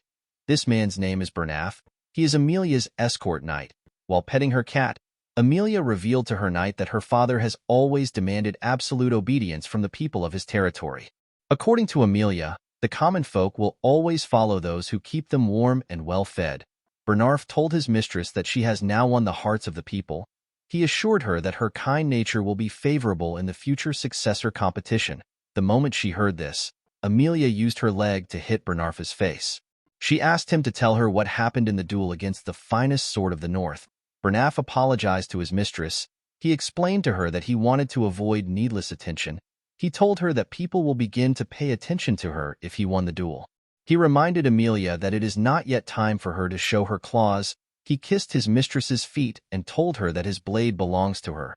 Amelia told her knight that he is naturally her blade since she invested so much into him. She raised his head up and moved closer to him. With a scary look on her face, she told Bernarf that he is not allowed to be weak. Amelia let go of the man and asked him to tell her how things are with the merchants. Bernaf assured her that she does not need to worry about the Arctium merchants. He revealed to her that all the materials used for the reconstruction of the Forest of Beasts outpost, which was recently destroyed by the orc attack in Perdium, are being purchased through their merchant guild. He explained to Amelia that they are recouping all the support funds Count Rayfold sends to Perdium every year. He told her that they are also recruiting all the soldiers and knights leaving Perdium. He revealed to her that many of the soldiers are well trained from battles against the barbarian tribes, which make them excellent quality. Amelia commended her knight on his success. She reminded him to always maintain the appearance of an ordinary merchant guild. She explained to Bernaf that they cannot let their true identity be exposed until they have built up their strength. While they were talking, a steward comes to interrupt them. Bernaf stood up and told the man that the mistress is resting. He asked the steward to tell him who gave him permission to step into the garden. The steward explained to the knight that he just received news from the gate that Ghislain has come to visit. Amelia was surprised to hear this. She asked the steward to tell her why Ghislain came. The man revealed to her that our boy said that he has something to discuss about their merchant guild. Amelia and her knight were shocked to hear this. The scene shifts and we are taken to the visitor's room. Amelia stepped into the room and sat down. She saw our boy wearing a rough coat. He was holding a small flower. Ghislain greeted the girl. Amelia told our boy that his visit is quite unpleasant. She told him that he came without any prior notification. She asked him if he has not yet learned manners or etiquette. With a smile on his face, Ghislain told the girl that he wanted to give her a gift in advance because her birthday is coming soon. Our boy placed the flower he was holding on the table. He explained to her that he got the flower from the merchant guild up ahead. He told her that the fragrance is quite nice. He explained to her that he plans to buy flowers from the guild from now on. Ghislain revealed to her that the guild is known as the Arctium Merchant Guild. Amelia could not comprehend what our boy was thinking. She stood up and told him that she does not know what he is talking about. She turned around and told Ghislain that she will be leaving now that she has received his gift. With a cold gaze in his eyes, Ghislain asked the girl to sit down. Amelia was shocked to feel the energy our boy was releasing. She could not believe that the guy who used to be barely able to speak when he stood in front of her was releasing such a powerful energy. Ghislain picked up the tea in front of him. He told Amelia that he does not want to waste her time. He revealed to her that he needs some money. He asked Amelia to give him 10,000 gold. Amelia was shocked to hear this. She could not believe that Ghislain visited her out of nowhere and is asking her to give him a large amount of money. She asked our boy if this is the will of his father. Ghislain assured her that his father has nothing to do with this. He asked her to simply give it to him. Our boy poured the tea on the floor. With a smile on his face, Ghislain told the girl that she never planned to marry him. Amelia was shocked to hear this. Our boy told her that it will be bad for her if word gets out that she is secretly building up her power, especially when the succession fight is quite fierce. The moment our boy said this, Amelia's cat jumped on the table and growled at him. Amelia told our boy that his joke is not funny. Ghislain assured the girl that he will keep her secret for a little while. He told her that his lips might be loose if he leaves the room empty-handed. With a smile on her face, Amelia assured our boy that it won't happen. Immediately she said this, she called for Bernarf. The knight opened the door and stepped into the room. He placed his hand on his chest and greeted Ghislain. Ghislain remembered Bernaf as a knight that has always stayed by Amelia's side. He remembered that Bernaf was a skilled individual who possesses the potential to be compared to the finest sword of the north. Our boy explained to Amelia that a war will break out if he dies there. He asked her if she can handle this. According to Amelia, a ruffian barged in and caused chaos. He was killed by the escort knight because of his actions. She revealed to him that this is what the world will hear about his demise. With a smile on her face, Amelia ordered Bernaf to kill Ghislain. The knight drew his sword when he heard this. Our boy did not expect Amelia to react this way. He realized that he had no choice but to get a little serious. He placed his hand on his sword hilt. Before Ghislain could attack, he noticed that Bernaf was smiling. Our boy found this to be weird. The moment he saw this, he heard a sound. An assassin jumped out of one of the knight armors that was behind Ghislain. The assassin stabbed Ghislain's chair. Fortunately, our boy managed to jump out of the chair and go low. As the assassin struggled to remove his sword, he gave him a heavy kick in his chest. The assassin was sent flying. His body broke the window. Amelia and Bernaf were shocked to see this. Ghislain turned to them. He could not believe that Amelia was feigning politeness while she launched a surprise attack. He picked up his sword and told them that they have a poor hospitality. Immediately he said this. Ghislain charged at Bernaf. He swung his sword at the knight, but he managed to block it. With a cold gaze in his eyes, Ghislain asked Bernaf if their county does not know about chivalry. Bernaf apologized to him. He reminded Ghislain that he was the first to be rude to Amelia. He told him that it is inconsiderate of him to arrive unannounced, and to make his mistress unsettled. He grabbed Ghislain's sword and locked it in his arms. He told him that he does not need to be polite to someone like him. Immediately he said this, he attacked our boy. Ghislain easily dodged the attack. He jumped and used his leg to kick Bernaf back. The two of them created some space between themselves. Bernaf had heard that our boy was all talk with no skill to back his words. However, the Ghislain in front of him did not seem like a rookie. Amelia asked her knight to tell her why he is fighting like this.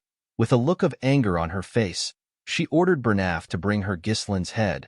She told him that he has to do this if he considers himself as her sword. Upon hearing this, Bernaf took a stance and released his energy.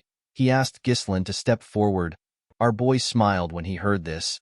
He could not believe that a mere escort knight dared to order him around. Bernaf told our boy that he was actually doing him a favor. He put his leg forward and told Ghislain that he will do as he wishes. Immediately he said this, he appeared in front of our boy. He swung his sword at him. Ghislain was shocked to see him. He barely managed to dodge his attack. Even though he dodged the attack, Bernaf managed to leave a cut on his face. Our boy was shocked to see how fast he was. Bernaf began to attack Ghislain more fiercely. Our boy managed to block the attacks. Amelia was shocked to see what was happening. She could not believe that a lousy punk like Ghislain is actually fighting on equal footing with Bernaf. Even though she saw what was happening, she was certain that her knight was still stronger. Our boy blocked another one of the knight's attack. He locked his sword down and moved his sword close to his neck. Before our boy could hurt him, Bernaf moved his sword back and locked Ghislain's sword with his arm. He attacked Ghislain the moment he did this. Our boy smiled when he saw the technique. He could not believe that the knight was using the same technique as earlier. He jumped and tried to take away his sword the same way he did before. Unfortunately for him, something was different. Ghislain was shocked to see that he couldn't take out his sword. Bernaf's body was being strengthened with his mana. He told our boy that his trick won't work twice. The moment he said this, he slammed our boy to the ground. He quickly rushed to attack him. Ghislain pushed his sword away and jumped back to create some space between them. Our boy realized that the man was able to hold on to him because of his mana. The knight told Ghislain that he is actually completely different from the rumors. He said that a person never truly knows a lot until you have fought the opponent yourself. Bernaf could tell that Ghislain's swordsmanship was not something he learned systematically. He told our boy that it looks like something he picked up through real combat experiences. With an arrogant look on his face, he asked him if he has fought with the barbarians so often that he naturally adopted their style. Immediately he said this, he threw away our boy's sword. He told Ghislain that his method only works on a chaotic battlefield. With a smile on his face, Bernaf told our boy that his deviation ends now. While breathing heavily, Ghislain acknowledges the fact that things are difficult. The narrow and precise thrusts of Bernaf's blade that constantly targets the head messes with Ghislain's sense of distance and timing. And at a close range, the difference in size makes it difficult to overcome him with techniques alone. In the first place, Bernaf was not someone that Ghislain should have tried to take on yet. Our boy raised his hand. We see a mana thread attached to it. He told the knight that he also doesn't have a lot of time left. The moment he said this, he pulled the thread. Bernaf was surprised to see mana in form of a thread. He did not know what our boy was doing. Before he could react, Ghislain used his sword hilt to hit him at the back of his head. The moment the man lost his stance, our boy moved close to him and used his knee to give him a heavy blow on his face. Bernaf could not understand what was happening. He did not know how Ghislain got his sword close to him. Amelia quickly called out to her knight. Ghislain raised his sword and attacked the knight. Surprisingly, Bernaf was actually able to block the attack. He used his sword to push our boy back. Our boy managed to maintain his stance. Upon seeing how the fight was going, Bernaf asked his mistress to leave the room. He explained to her that he cannot guarantee her safety. With a serious look on his face, the knight said that he will have to start doing his best. Our boy told the man that this is what he wants to see. With a cold gaze in his eyes, Ghislain said that he has not met such an entertaining opponent in a long time. The scene shifts and we see Amelia running away with her cat. The girl was annoyed to see that Ghislain would cause her such a terrible humiliation. Amelia wondered about who leaked the information about the merchant guild to a madman like our boy. She believed that it was impossible for Ghislain to know about it in so much detail if no one told him. The girl realized that the rumors about Ghislain slaying orcs and saving his younger sister from assassins were true. Due to our boy's past, Amelia believed that her fiancé must have been lucky or he exaggerated the information. She could not believe that Ghislain actually did all these things. While running, Amelia turned to a corner. She wondered about what the guards which she stationed there were doing.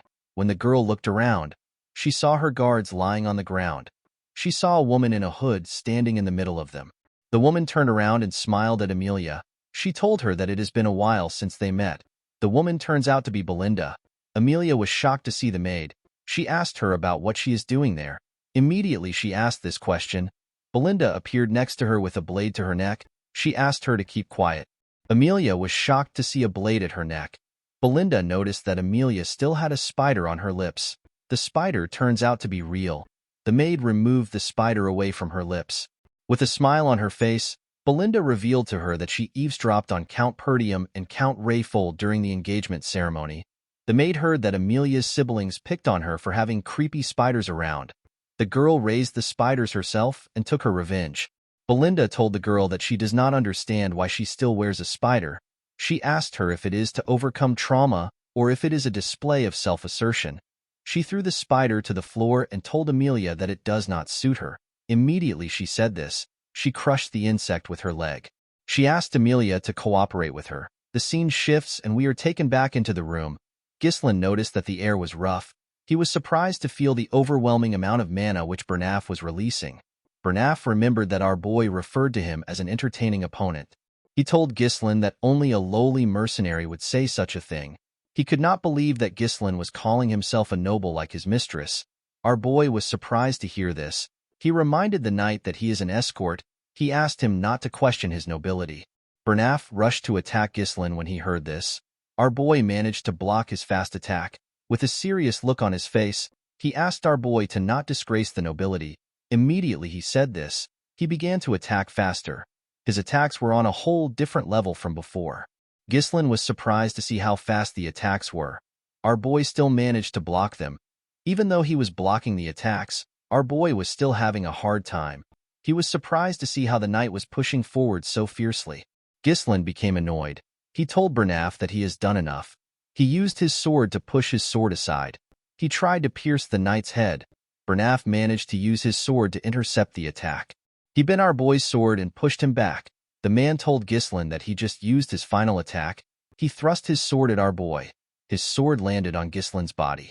To his surprise, Ghislain used his shoulder to take on his blade. Bernaf realized that our boy braced himself for the injury and used his shoulder to push away his blade. Ghislain quickly attacked the knight with this chance. Bernaf managed to block it.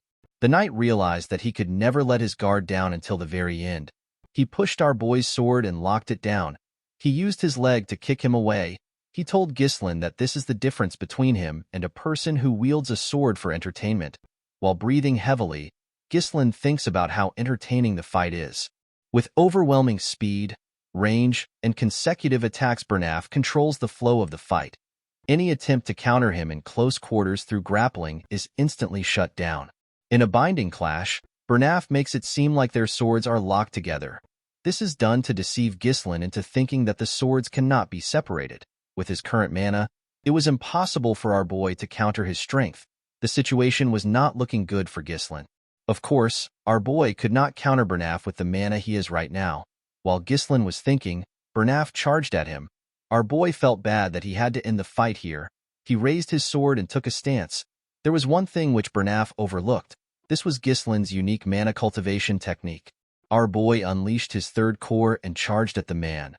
The moment their swords touched, Ghislain pushed it down with his strength and knocked it out of his hand. Bernaf was shocked to see this. He did not understand how Ghislain got such an explosive mana during combat. Before our boy could pierce Bernaf's head, someone asked him to stop. The person turns out to be Amelia. With a look of anger on her face, the girl asked Ghislain to take the 10,000 gold and to get out of her sight. Our boy felt irritated when he heard this. He told the girl that it would have been better if she had just handed over the money when he asked nicely. He removed his sword from Bernaf's head. Belinda told her master that what he has done is a bit too much to call it a lover's quarrel. Ghislain assured her that they simply had a difference in opinion. He walked up to Amelia and told her that he has some unfortunate news for her. He placed his sword on his shoulder and revealed to the girl that the fee has gone up to 20,000 gold. In the next scene, we see Amelia smash a vase on the floor. Bernaf was next to his mistress. He apologized to her for his failure. He explained to her that Ghislain is quite strong and different from the rumors. He said that it is his fault for not correctly assessing Ghislain beforehand. He revealed to her that our boy managed to emit a mana that surpassed that of an advanced level knight. With a scary look on her face, Amelia said that Ghislain has changed. Bernaf asked her if she wants to report this change to the Delphine Duchy. Amelia slapped him when she heard this. She grabbed his shirt and asked him to watch his mouth. She asked him if he does not know how scary Duke Delphine is. She explained to him that they are finished if the Duke finds out about the incident. The reason Amelia secretly allied herself with Duke Delphine without her father's knowledge is because they had a covert agreement. The Duke promised to support the rebellion that Amelia would lead in exchange for her assistance in bringing down Perdium. Amelia told Bernaf that her siblings will kill her the moment the agreement is exposed. With a look of anger on her face, Amelia realized that Ghislain might also know about the agreement since he knew about the secret of the Merchant Guild. She told Bernaf that they need to do whatever it takes to kill our boy. The man accepted this idea. Amelia asked him about the state of Ghislain's body. Bernaf revealed to her that he managed to leave light injuries on many parts of his body and a heavy one on his shoulder. According to the knight, Ghislain will probably not be in the best condition for a while because he used an explosive amount of mana. Bernaf informed his mistress that they cannot use knights from their land in order to not leave any traces. Amelia assured him that she is aware. She reminded him that this is the reason why she trained a certain set of people. Bernaf immediately understood what she was talking about. He asked her if she will use the wildcats. According to Amelia, the wildcats consist of war orphans, those without kin and those without status. Only the most talented natural-born specialists are among them. Amelia placed a flag on the map in front of her.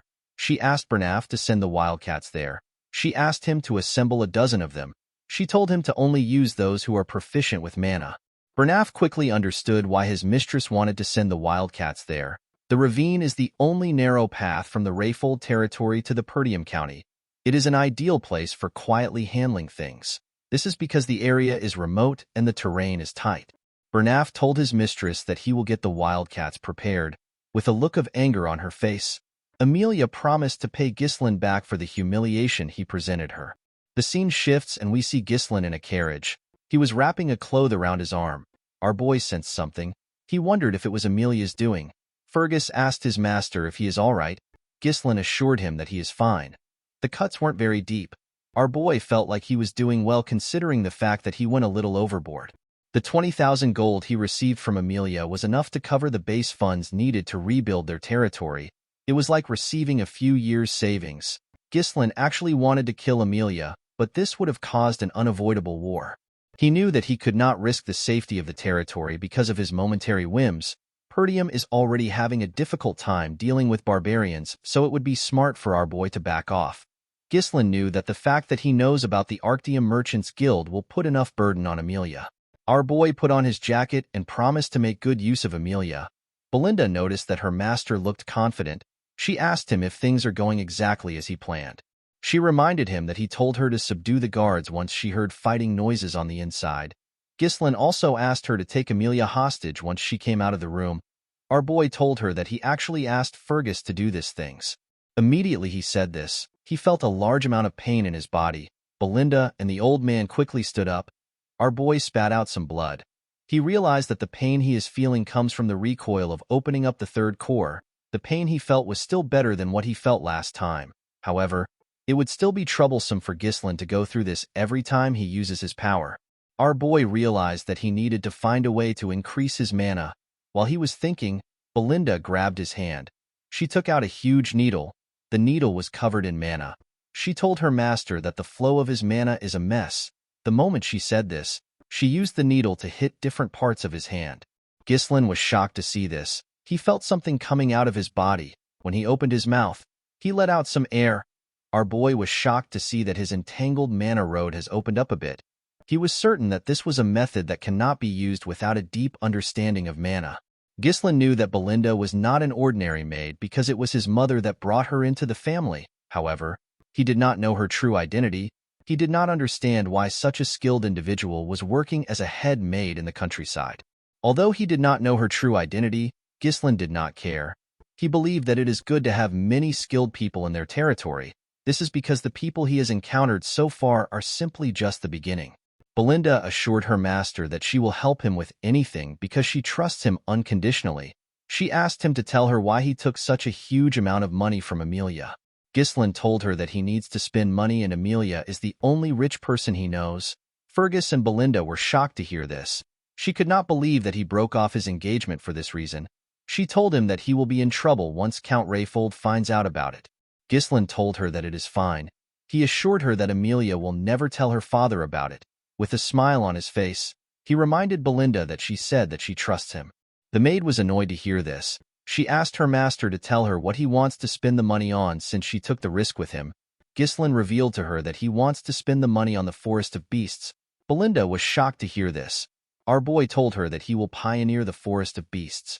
Fergus could not believe what he was hearing. He told his master that development has been attempted there ever since his great-grandfather.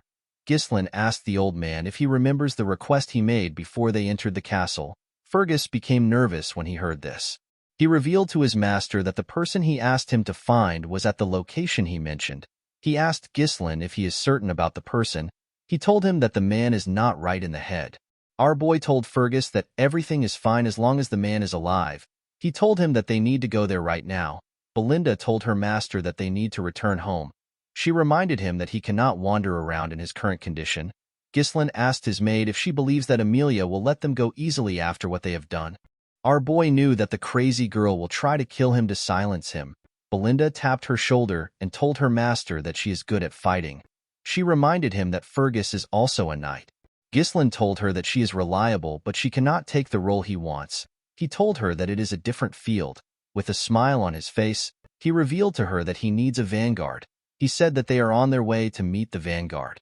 The scene shifts and we see the group arrive at a wooden house next to a forest. Belinda said that the house looks abandoned. Fergus assured her that this is the address. Ricardo knocked on the door. A huge old man opened the door. The man had really long hair. He asked them about who they are. Everyone except Ghislaine was shocked to see the man. Belinda moved close to her master and whispered to him. She asked him if this is truly the person he is talking about. She said that the man does not look like he is in the right condition to fight. He looked like he would not survive till the next day. Ghislaine assured her that they are in the right place. The man realized that our boy was a noble. He believed that Ghislaine was a bored young noble. He turned around and asked him to get lost. Our boy referred to him as the ex-captain of the Ratatosk mercenaries. He called out to the man known as Gillian. The man was shocked to hear his name. He quickly turned around. With a smile on his face, Ghislaine told the man that he has been wanting to see him. The group was shocked to hear that this man was the former captain of the Ratatosk mercenaries. The Ratatosk mercenaries is a group that only those who have mastered most weapons can join. Although they no longer exist, their bravery is such that any knight, even in foreign lands, is bound to hear their name at least once. The captain of this mercenary group is Gillian. Gillian threw an axe at Ghislaine. The axe cut his jacket. The group was shocked to see this. They quickly took out their weapons and stood in front of their master. With a scary look on his face, Gillian asked Ghislaine to state his business.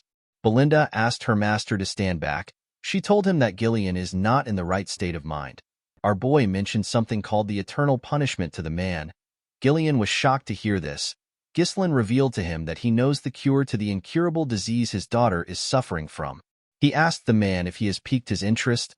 High fever, coughing up blood, red spots blooming like flower petals on the skin.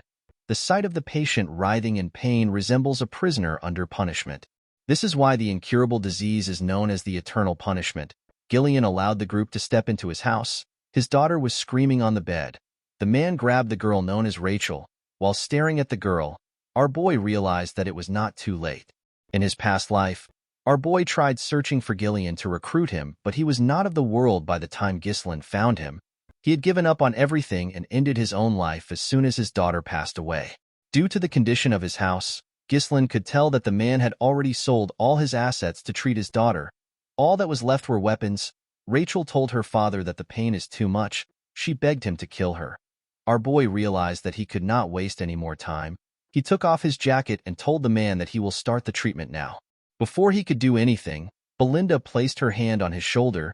She asked him to leave with her. The woman was scared for her master.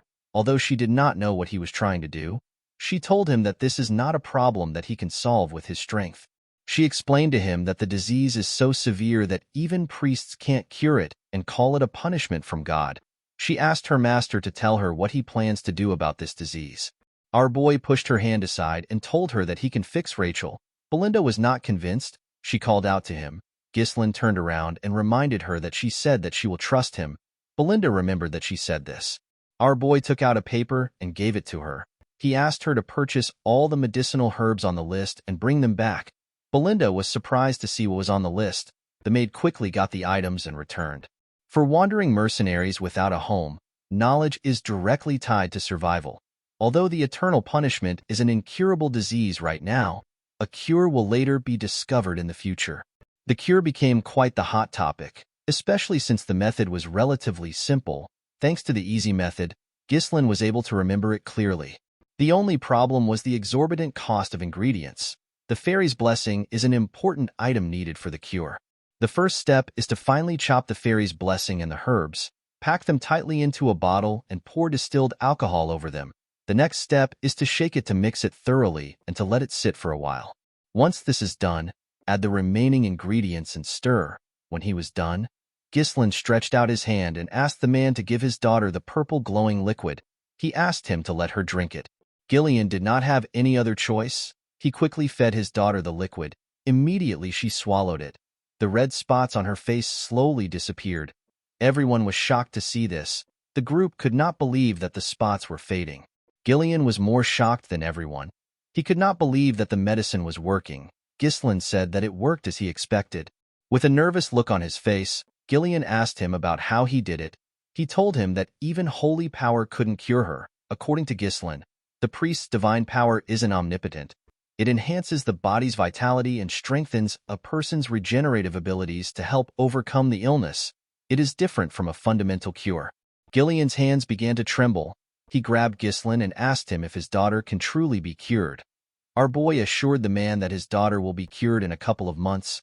Gillian was shocked to hear this. He stepped back and bowed his head to our boy. He asked him about what he wants from him. The man knew that Ghislaine must want something from him to come to such a remote place to find him. He told our boy that all he has left is his useless body. With a serious look on his face, Gillian told our boy that he will become his slave or dog if he commands it. Ghislaine assured the man that he does not need any of these things. He told him that he simply wants the captain of the Ratatosk mercenaries. When Gillian raised his head up, he saw something shocking. He noticed that Ghislaine had the eyes of a dreamer. The man stood up and picked up an axe. He used it to cut his very long ponytail. The group became scared when they saw how the man looked without the ponytail. He was completely different from earlier. He now looked more alive. Gillian moved close to his weapons. He asked Ghislaine if there is anyone besides the people inside the room who have come with him. He asked him if there is anyone who might come looking for him. Our boy told him that he is here with his group. Gillian grabbed a spear and wrapped a rope around it. He asked our boy if he has anyone who holds a grudge against him. Ghislaine told him that he does. He explained to him that he will have more people like that in the future. The man grabbed the rope's end and threw the spear outside his house. He destroyed the wooden wall. The spear was sent into the forest in front of the house. Gillian managed to hit his target. Immediately he did this. He used the rope to drag his spear back to himself. When the spear came into the house, we see Gillian's target on it. The man had captured an assassin. His spear hit the assassin directly in the chest. While the assassin was struggling to take out the spear, Gillian grabbed his neck. He asked him to tell him who sent him. The assassin turned out to be a wildcat. The wildcat did not know how Gillian found him. The mercenary asked Ghislain to tell him what he wants to do with the wildcat. Our boy told the man that he already knows who sent him. Ghislain placed his hand on his sword. He told Gillian that he did not want to use his sword again today. Gillian placed his hand on his hilt to stop him from unsheathing the sword. With a smile on his face, the man asked Ghislain to leave it to him. He used his hand to snap the assassin's neck. After doing this, he bowed to our boy. Belinda was shocked to see how Gillian killed the assassin. He showed no hesitation in killing. She did not understand why her master would want to recruit such a dangerous person. Gillian went on his knees. He promised Ghislain that he will leave his life in his hands. Our boy realized that he has acquired a crucial card for the upcoming reconstruction plan. With a smile on his face, he told Gillian that he looks forward to working with him. Guys, we have come to the end of our video. If you guys want more of this recap, let me know in the comments section. Don't forget to like and smash that subscribe button for more recaps. See you guys later.